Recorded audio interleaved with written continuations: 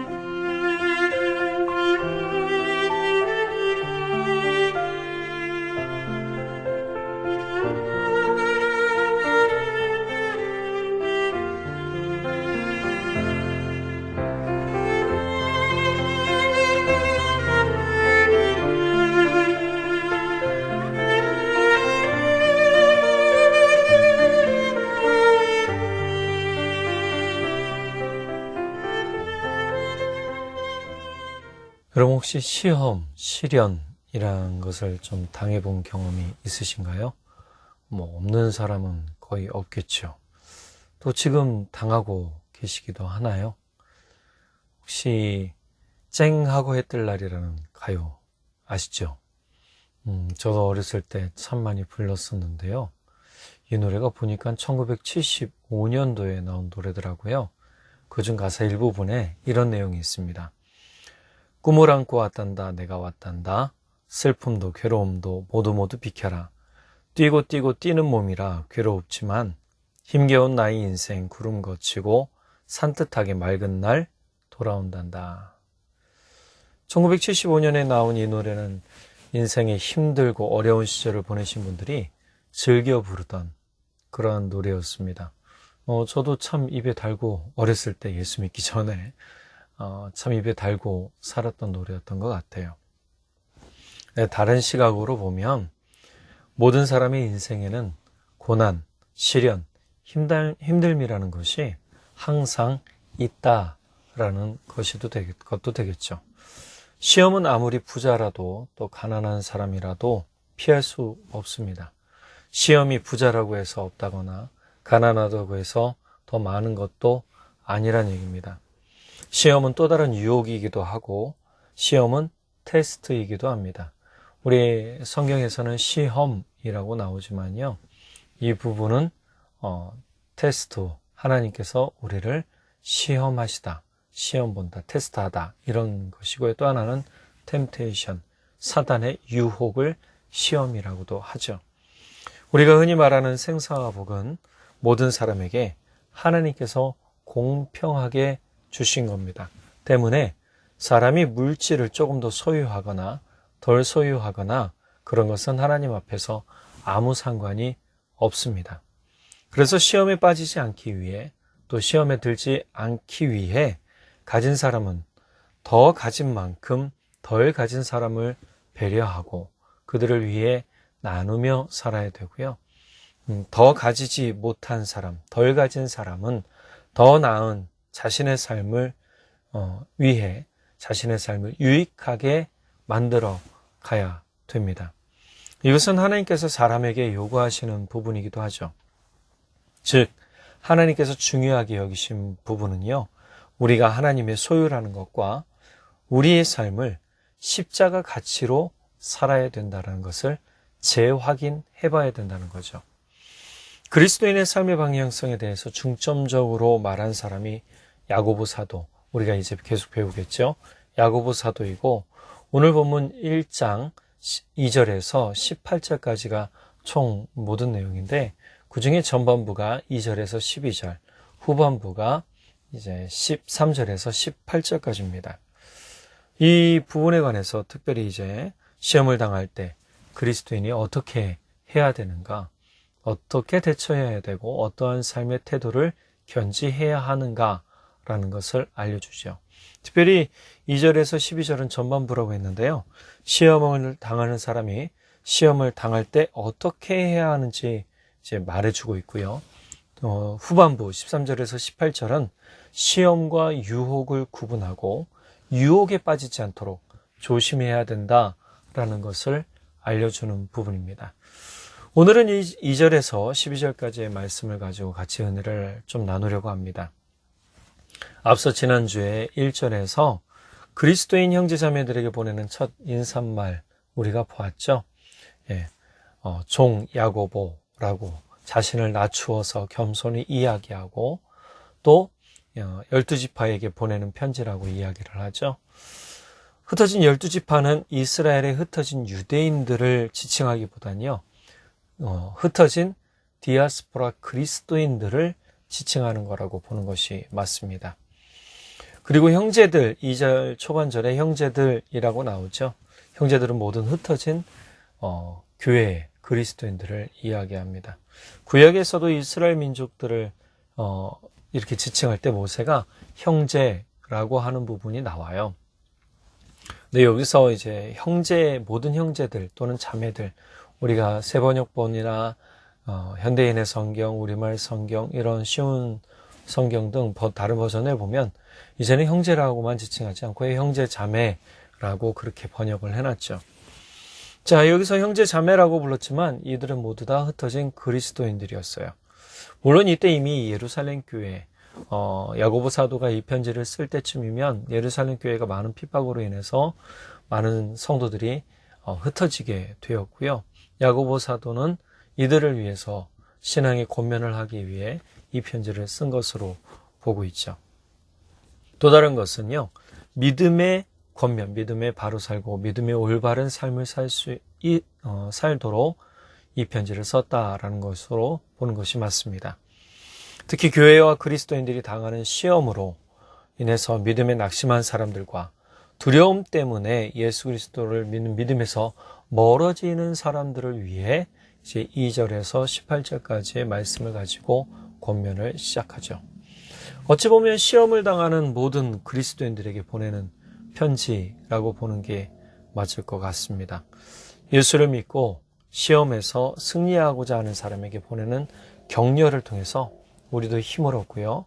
또 더욱더 예수 십자가 믿음으로 든든히 서가는 우리의 모습이 되기를 바랍니다.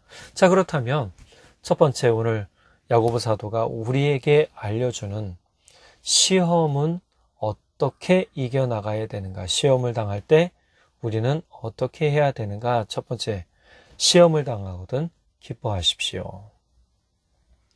우리가 말씀을 잘 볼게요. 2절에 보면 나의 형제자매 여러분, 여러 가지 시험에 빠질 때에 그것을 더할 나위 없는 기쁨으로 생각하십시오. 참 이게 더할 나위, 시험이 우리를 괴롭게 하잖아요. 시련이 우리를 힘들게 한단 말이죠. 그런데 이렇게 힘들고 괴로운 시련과 시험이 다가올 때 어떻게 더할 나위 없이 기뻐할까요? 더할 나위라는 건요, 아주 참을 수 없는 기쁨을 표현하는 거잖아요. 이게 쉬울까요? 쉽지 않죠. 절대 쉽지 않습니다. 우리가 조그만 고민거리가 있어도, 저도 그렇지만 조그만 고민거리가 내 마음에 들어오고 내 생각을 지배할 때는요, 이것을 벗어난다는 게 쉽지 않고요. 또 한 가지, 이 고민, 시험을 통해서 기쁨을 찾는다는 건 더욱 어렵죠. 그런데 야고보 사도는 뭐라고 얘기합니까? 이러한 시험을 만나거든 더할 나위 없이 기뻐하십시오. 참 표현이 어렵습니다. 이렇게 기뻐한다라는 게 쉽지는 않죠. 자, 그러면 왜 기뻐해야 되느냐라는 겁니다. 사실 시험을 당하면 그 사람의 본 모습이 드러나죠. 고난을 당할 때, 고통을 당할 때, 힘듦을 당할 때 그 사람의 본 모습이 드러난다고 보통은 이야기를 합니다.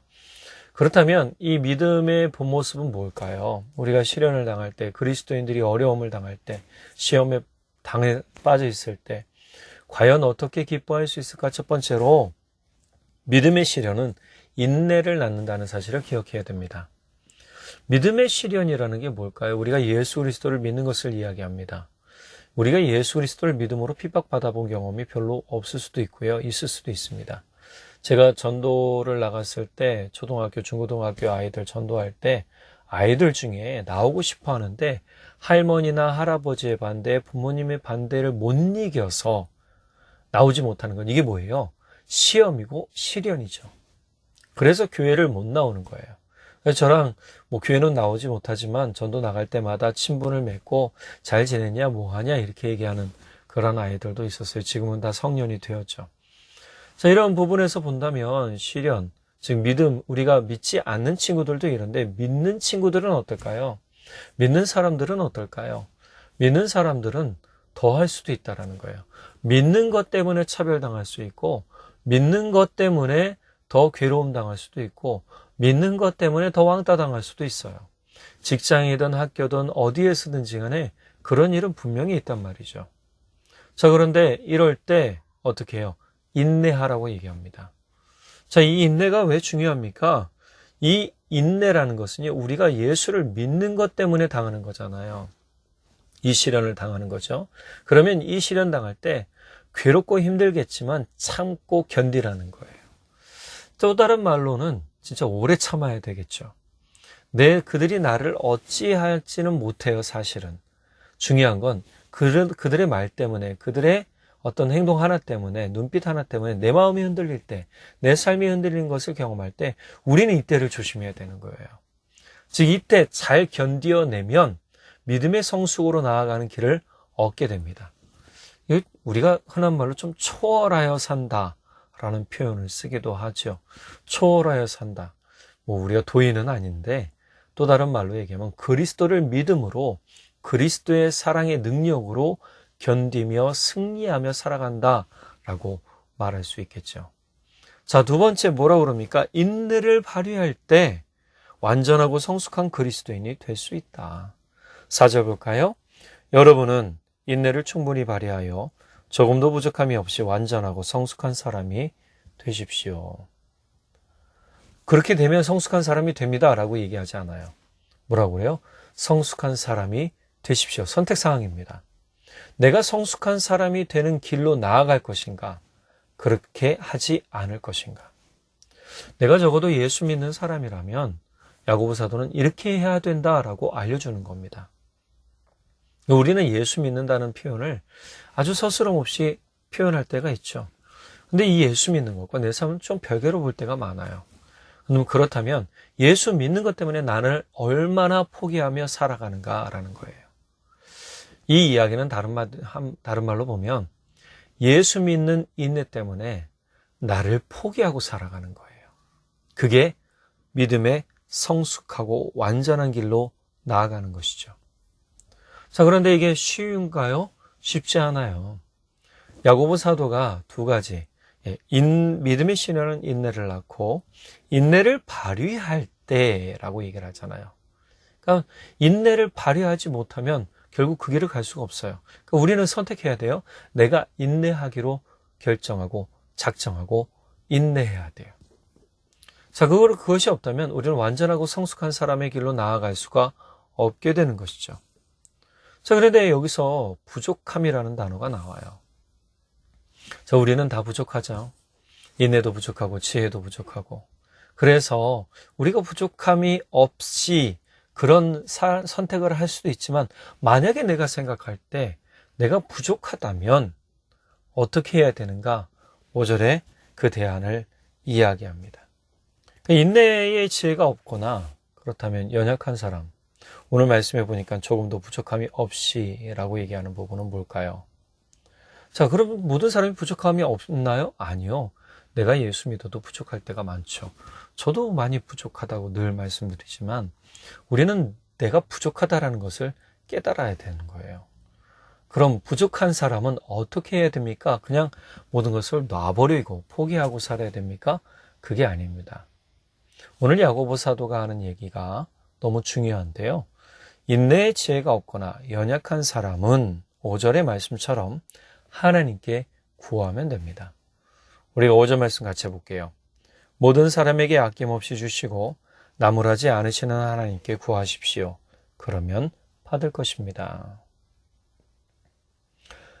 모든 것을 아낌없이 주시고 나무라지 않으시는 하나님 앞에 나아가서 우리의 부족함을 그대로 드러내고 고백할 때 주님께서 주신다는 거예요. 하나님께서 주신다는 거예요. 얼마나 놀라운 얘기입니까? 우리는 나의 부족함 때문에 못 나아가겠어요가 아니고요. 내가 부족하기 때문에 하나님 앞에 나옵니다라고 얘기해야 되는 게 맞는 거예요. 내가 완전하다면 하나님 앞에 나아가려고 하지 않아요. 사람의 본성은 그렇습니다. 그러나 늘 하나님을 바라는 사람은 자신의 부족함과 연약함을 알기 때문에 하나님 앞에 무릎 꿇을 수밖에 없어요. 야고보 사도의 이야기는 바로 그겁니다. 우리가 부족하기에 하나님 앞에 나아가 하나님께 우리의 부족함을 고백하면 하나님은 우리에게 아낌없이 주시고 또 나무라지 않으시고 더욱더 용기와 격려를 주시는 분이십니다라고 얘기해 주는 거예요.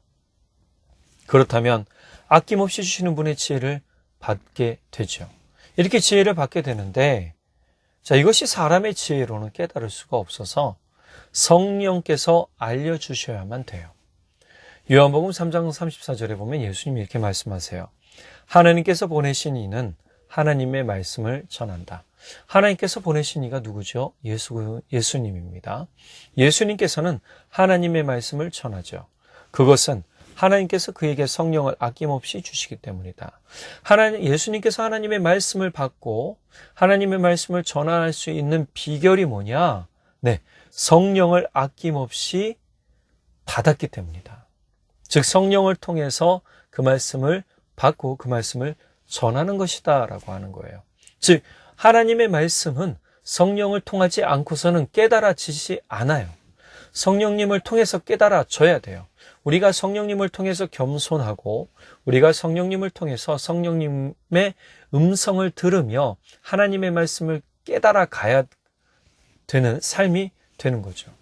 그때 하나님의 말씀의 빛이 우리 안에 들어오고 그 말씀의 능력이 우리 안에서 우리의 삶의 능력이 되어진다는 겁니다.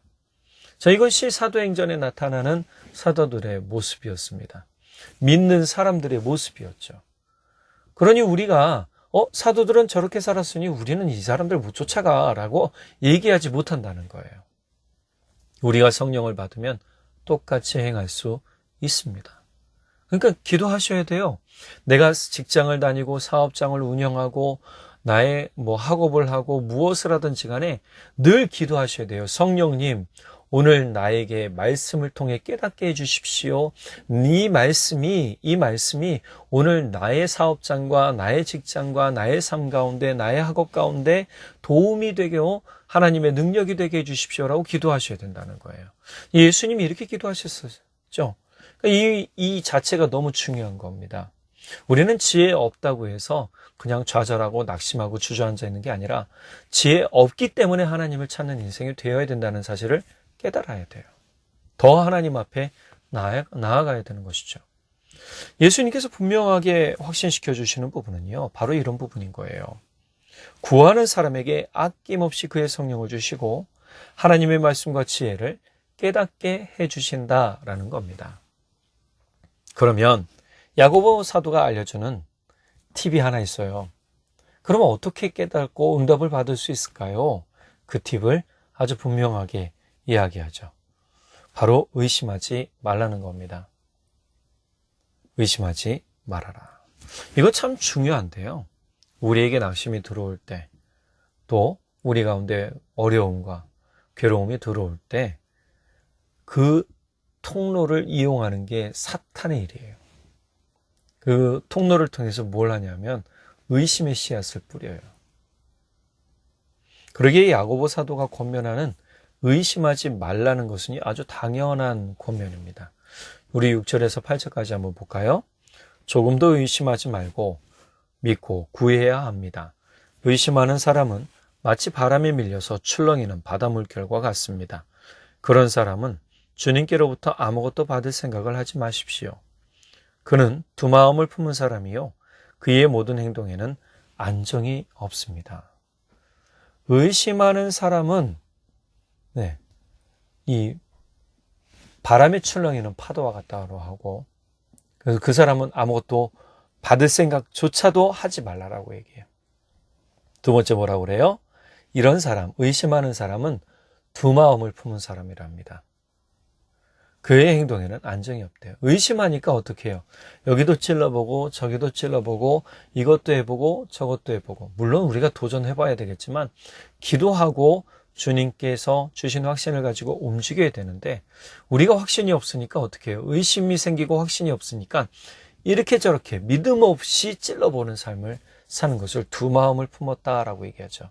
그러니까 6절 초반절에 뭐라고 그러냐면, 조금 더 의심하지 말고 믿고 구해야 합니다라고 강하게 권면하는 거예요. 그래서 우리는 우리 삶에서 우리가 기도하고 또 우리가 주님의 음성을 듣기를 간구한다고 하지만, 자꾸만 기도 응답이 더뎌지고 말씀이 들리지 않을 때 우리는 우리 임의대로 행동하는 거죠. 대부분 응답받은 사람들의 모습을 보면요, 끝까지 무릎을 꿇지 않아요. 끝까지 기다려요. 먼저 행동하지 않습니다. 그러니까 우리가 먼저 행동하는 순간 주님의 일은 시작되지 않아요. 우리 삶이나 교회나 직장, 사업도 마찬가지죠. 내 생각으로 먼저 움직이기보다 먼저 기도해 보시기 바랍니다. 기도하고 움직인다면 주님께서 반드시 역사해 주십니다.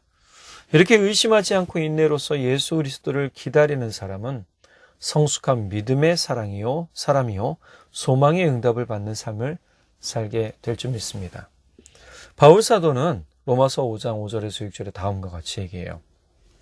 소망이 우리를 부끄럽게 하지 아니함은 우리에게 주신 성령으로 말미암아 하나님의 사랑이 우리 마음에 부은 바 됨이니, 우리가 아직 연약할 때에 계약대로 그리스도께서 경건하지 않은 자를 위하여 죽으셨도다.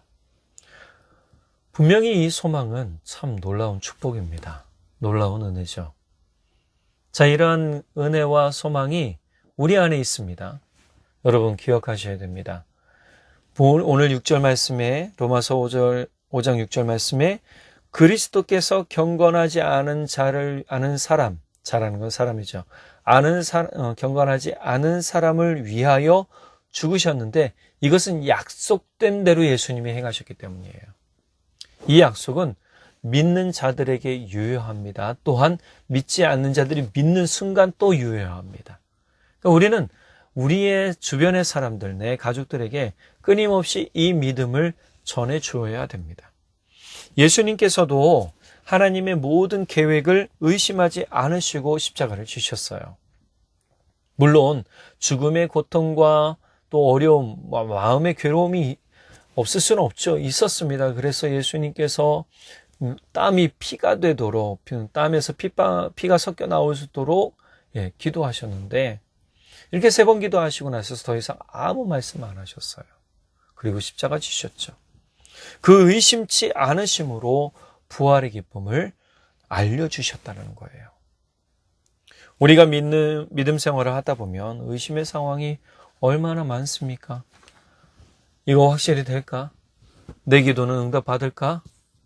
하나님은 나의 음성을 과연 들으시는 것일까? 하나님은 나를 살펴보시는 것일까? 하나님은 나를 외면하신 거 아닐까? 하나님이 진짜 나를 돌보시기나 하나? 네. 시편 열은 저는 좀 권면드리는데요. 내 마음에 의심이 들 때 저는 시편을 읽어보라고 권면을 드려요. 시편을 읽어보면 다윗이 의심드는 순간들이 분명히 있단 말이죠. 그런데 그때 어떻게 고백하는지를 잘 보셔야 됩니다. 우리가 시편 23편 왜 기억합니까? 여호와는 나의 목자시니. 다윗이 평안할 때 이 시를 졌을까요? 저는 그렇게 보진 않아요. 다윗이 힘들고 어려웠을 때 여호와는 나의 목자시니.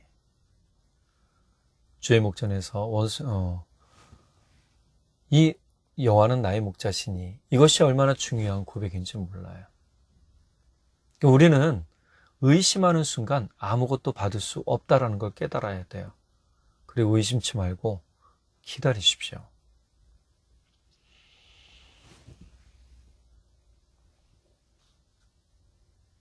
살아계신 하나님을 의심하지 않는 사람은 반드시 살아계신 하나님의 능력을 경험하게 될 줄 믿습니다. 저와 여러분 모두가 그런 은혜의 기쁨을 누리며 또 간증하는 그러한 사람들 되기를 바랍니다. 두 번째로, 우리 인생은 짧음을 기억하고 가치 있게 사는 방법을 알아봐야 됩니다. 물론 이것도 기도해야 되겠죠. 우리 인생이 짧아요.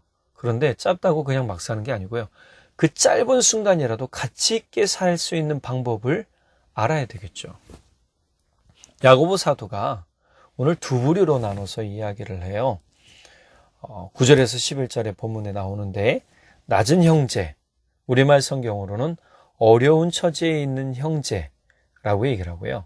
개역개정에 부한 형제, 부한자라고 나오는데 여기서 우리말 성경 세번역에는 부자라고 나옵니다. 자, 이렇게 이야기한 것은요, 그들을 나누기 위함이 아니에요. 낮은 형제, 또 비천한 형제와 부자들을 나누기 위해 이야기한 게 아닙니다. 가난한 삶이든 부유한 삶이든 삶은 공평하게 죽음을 맞이한다라는 걸 알려주기 위함이에요.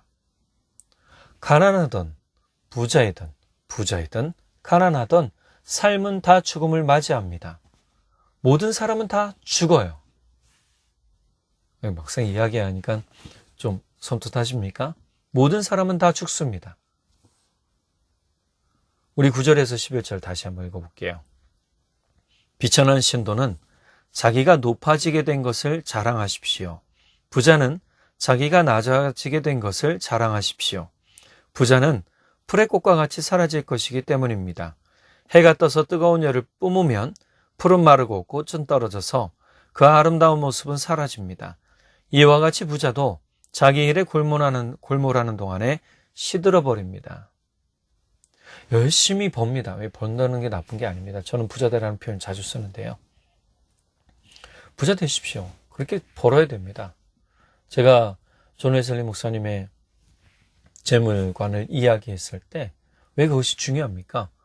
성도들이 열심히 벌어서 좋은 일에 써야 되는 것이기 때문이죠. 반면에 나를 위해 쓰는 사람은 아무 유익이 없습니다. 야고보 사도가 짧은 우리의 삶의 태도를 가치 있게 쓰는 방법을 알려주는 두 가지 태도는, 첫 번째, 낮은 형제는 자신의 높은 위치를 자랑하고, 두 번째, 부유한 형제, 부자 형제는 자신의 낮은 위치를 자랑하라 라고 얘기를 합니다. 자, 이 이야기, 내가 부자이니까 부유한 것을 가진 것을 자랑해야지 왜 낮은 것을 자랑해야 되나? 가진 것이 없는 사람한테 왜 내가 높은 위치에 있다고 거짓말해야 되나? 예, 그런 얘기가 아닙니다. 우리가 세상의 높은 위치, 낮은 위치 이걸 얘기하는 게 아니에요. 영적으로 이야기하는 겁니다. 이것은 시련의 때에 가난한 자는 하나님이 언젠가는 높여주신다는 믿음으로 의연한 자세를 견지하는 한편으로, 부자는 그의 부유함이 영원 무궁하지 않다는 사실을 깨달아야 되고 겸손한 자세를 가져야 함을 말하는 겁니다. 가난한 사람은 스스로 주눅들어 살 때가 많아요. 그렇죠? 자신이 가지지 못한 것이 부끄럽고 내세울 것이 없는 것으로 참 움츠러들 때가 많습니다.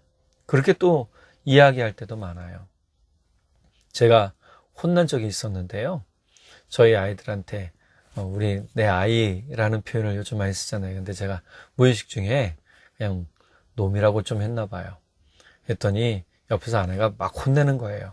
아니 왜 그렇게 낮게 이야기하냐. 내 아이, 첫째 아이, 둘째 아이라고 얘기를 하지. 예, 맞아요. 제가 아마 그런 저기가 있었던 것 같아요. 이런 부분들도 보면 움츠러드는 거죠. 스스로 죄인처럼 인식할 때도 있어요. 그러나 가난한 사람의 가난으로 하나님은 그 사람을 평가하지 않으신다라는 것을 기억해야 됩니다. 하나님은 예수 그리스도를 믿어 하나님의 자녀가 된 것으로 하나님 나라의 상속자를 삼으세요. 즉 하나님의 자녀라는 새로운 신분을 얻었으니 그것을 자랑하고 기뻐해야지, 여전히 내가 가지지 못한, 소유하지 못한 유무로 자신을 낮추거나 움츠러드는 삶을 살아서는 안 되는 것을 이야기하는 겁니다. 또한 비록 소유한 것이 적을지라도요, 하나님의 자녀가 되었으므로 영적인 삶의 높은 이치를 소망하고 살아간다는 것을 자랑해야 된다라고 고백해야 되는 것이죠. 우리가 하나님 나라의 왕 노릇하는 것에 대해서 얘기를 종종 듣잖아요. 이런 것을 자랑하라는 거예요. 자, 그렇다면 부자들을 향해서 왜 겸손하라고 할까요? 부자인 사람도 사실 동일합니다. 자기가 가진 것을 자랑하는 것만큼 미련한 건 없어요. 내가 소유한 것을 자랑하는 것만큼 미련해 보이는 것은 없습니다. 그리스도인 부자라면 그렇게 해서는 안 돼요. 자신이 가질 수 있도록 물질을 베풀어 주신 하나님 앞에서 겸손하고 사람들에게 친절하게 베푸는 삶을 살아야 합니다. 현재 부한 자라 할지라도요, 그의 부요가 영원하지 않다는 사실 및 하나님 앞에서 자신의 비천한 영적 실체를 바로 인식하고 영원한 거룩함에 완전하신 하나님 앞에서 자신의 낮아짐을 자랑해야 하는 거죠. 그런 자세를 통해서 또한 가난한 자를 멸시하지 않는 그런 지혜가 생기게 됩니다. 잊지 마십시오. 세상에 영원한 건 없습니다. 이사야서 40장 8절에 뭐라고 얘기하나요? 푸른 마르고 꽃은 시드나 우리 하나님의 말씀은 영원히 서리라. 베드로전서 1장 24절에서 25절에는 이사야 40장 8절의 말씀을 비유해서 가지고 와서 이렇게 더불어 말합니다. 그러므로 모든 육체는 풀과 같고 그 모든 영광은 풀의 꽃과 같으니 풀은 마르고 꽃은 떨어지되 오직 주의 말씀은 새새토록 있도다 하였으니 너희에게 전한 복음이 곧 이 말씀이라. 복음이 곧 뭐라고요? 이 말씀, 영원한 말씀이라고 얘기를 하는 거예요. 영원한 말씀은 누굽니까? 예수 그리스도죠. 생명의 말씀은 누굽니까? 예수 그리스도입니다. 우리가 우리의 삶이 들풀의 꽃과 같다라는 것을 늘 깨닫고 우리의 삶이 나그네라는 것을 깨달아야 돼요. 영원하지 않죠. 우리가 예수를 믿어서 하나님의 자녀가 되었다면 서로를 존중하고 서로를 수용하며 더욱 주의 몸을 이루어가는 가치 있는 삶을 살아가야 될 줄 믿습니다. 이것이 주님의 나라를 이 땅에서 이루어가는 성숙한 사람의 모습이요 가치 있는 믿음의 삶입니다. 교회가 점점 세속화되어져 간다라고 보통 얘기를 합니다. 이 척도를 어떻게 보는 줄 아세요? 네, 바로 가진 사람과 가지지 못한 사람을 나누기 시작하고요. 그것에 대해서 차별이 일어나는 것을 볼 때 교회가 세속화되어져 간다고 보시면 되겠습니다. 이것이 처음엔 잘 드러나지 않아요. 그러나 어느 순간 드러납니다. 그렇게 되면 칭찬받지 못하겠죠. 여러분, 우리가 주님 앞에서 칭찬받는 교회, 칭찬받는 그리스도인이 되길 바랍니다. 우리 인생이 짧고 들의 꽃처럼 지나가는 나그네 인생이지만 우리는 주님께서 맡기신 사명과 소명, 거룩한 교회, 거룩한 그리스도의 몸을 이루는 가치 있는 삶을 사는 우리 모두 되기를 간절히 소망해 봅니다. 기도하겠습니다.